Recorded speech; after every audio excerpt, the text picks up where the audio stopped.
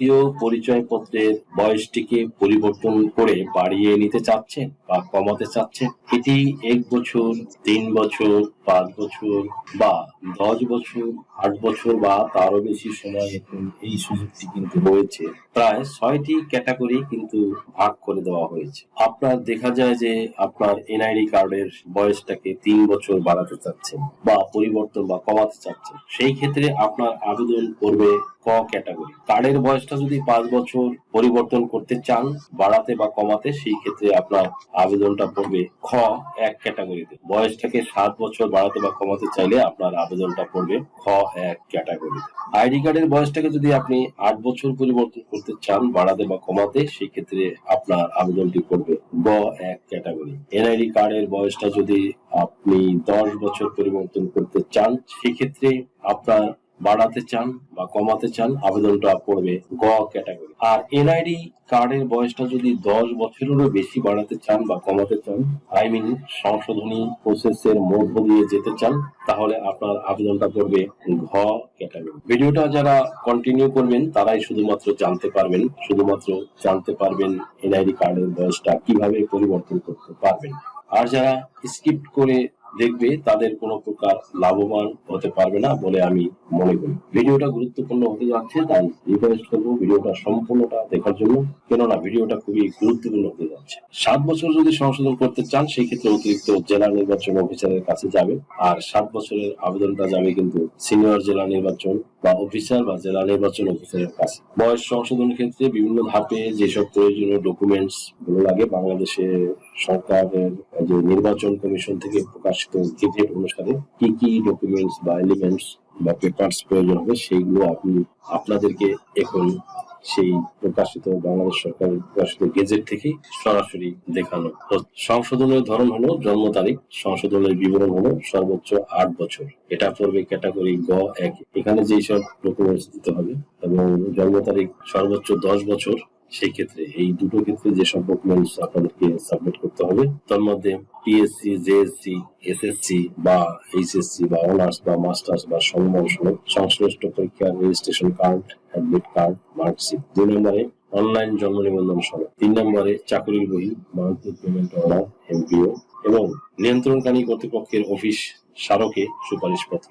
4 নম্বরে পেনশন বই এবং সংশ্লিষ্ট হিসাব রক্ষণ কর্মকর্তা কর্তৃক প্রত্যয়নপত্র। ওয়ারিশান এনআইডি নম্বর, বয়স ও জন্ম তারিখ উল্লেখ করবে। বড় সন্তান থেকে ছোট সন্তান প্রমাণফল ওয়ারিশের নাম থাকতে হবে। এগুলো কিন্তু অতিরিক্ত আঞ্চলিক নির্বাচন কর্মকর্তা এবং আঞ্চলিক নির্বাচন কর্মকর্তা বরাবরে যাবে। এনিওয়ে, 6 নম্বর আছে ভোটার পরিচয় নিবন্ধনের পূর্বে ইস্যুকৃত পাসপোর্ট। 7 নম্বরে মুক্তিযোদ্ধা সনদ কপি বা ড্রাইভিং লাইসেন্স কপি প্রযোজ্য ক্ষেত্রে। 9 নম্বরে সিভিল সার্জন কর্তৃক বয়স প্রমাণের রেডিওলজিক্যাল টেস্ট রিপোর্ট। 10 নম্বরে স্বামী স্ত্রীর এনআইডি প্রযোজ্য ক্ষেত্রে। 11 নম্বরে রেজিস্ট্রার্ড কাজী কর্তৃক প্রদত্ত কাবিননামা প্রযোজ্য ক্ষেত্রে।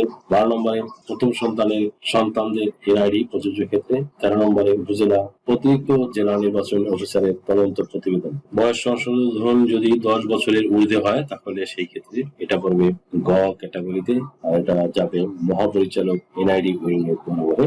যেসব ডকুমেন্ট বা এলিমেন্টস বা কাগজপত্র লাগবে: 1 নম্বরে PECE, JSC, SSC, HSC, honours, masters বা সমমান সনদ, সংশ্লিষ্ট পরীক্ষার registration card, admit card, marksheet. 2 নম্বরে অনলাইন জন্ম নিবন্ধন সনদ। 3 নম্বরে চাকরি বই, মান্থলি পেমেন্ট অর্ডার এবং নিয়ন্ত্রণকারী কর্তৃপক্ষের অফিস স্মারকের সুপারিশপত্র। 4 নম্বরে পেনশন বই এবং সংশ্লিষ্ট হিসাব রক্ষণ কর্মকর্তা কর্তৃক প্রত্যয়নপত্র। 5 নম্বরে ওয়ারিশান। 6 নম্বরে ভোটার বা পরিচয় নিবন্ধন পূর্বক ইস্যুকৃত পাসপোর্ট। 7 নম্বরে ড্রাইভিং লাইসেন্স কপি। 8 নম্বরে মুক্তিযোদ্ধা সনদ কপি। 9 নম্বরে স্বামী স্ত্রীর এনআইডি। 10 নম্বরে রেজিস্টার্ড কার্ড কর্তৃক প্রদত্ত কাবিননামা। 11 নম্বরে প্রথম সন্তানের এনআইডি। 12 নম্বরে সিভিল সার্জন কর্তৃক বয়স প্রমাণের রেডিওলজিক্যাল টেস্ট রিপোর্ট। 13 নম্বরে উপজেলা অতিরিক্ত জেলা নির্বাচন অফিসারের তদন্ত প্রতিবেদন।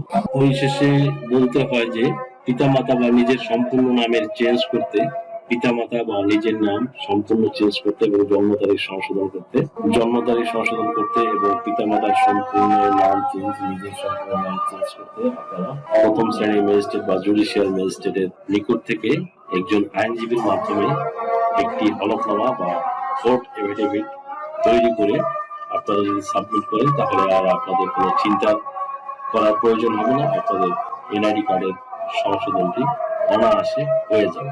আপনার কি নাম ও বয়স সংশোধনের জন্য হলফনামা প্রয়োজন? এনআইডি, সার্টিফিকেট, পাসপোর্ট, জন্ম নিবন্ধন, দলিলের ভুল সংশোধনের হলফনামা, ধর্ম পরিবর্তনের জন্য হলফনামা, তালাক প্রত্যাহারের জন্য হলফনামা, যৌথ বিবাহের হলফনামা, রেজিস্ট্রি সহ কোর্ট ম্যারেজ। এছাড়া অন্য সকল ধরনের হলফনামা কিংবা এফিডেভিট নিতে আজই ডায়াল করুন 01724583880 নাম্বারে। যদি এই ভিডিওটি আপনাদের সামান্যতম উপকার আসে তাহলে রিকোয়েস্ট করব চ্যানেলটি লাইক, শেয়ার, কমেন্টস এবং সাবস্ক্রাইব করে পাশে থাকা বেল বাটনটি প্রেস করে দিন, যাতে পরবর্তী ভিডিওর নোটিফিকেশনটি খুব সহজেই পেয়ে যান। সো আজকের মতো এখানেই শেষ করছি। দেখা হবে অন্য কোনো দিন, অন্য কোনো ভিডিওতে, অন্য কোনো আইনি কন্টেন্ট নিয়ে। সেই পর্যন্ত সকলে ভালো থাকুন, সুস্থ থাকুন, নিরাপদে থাকুন। আবারও সবাইকে ধন্যবাদ জানিয়ে এখানে শেষ করছি।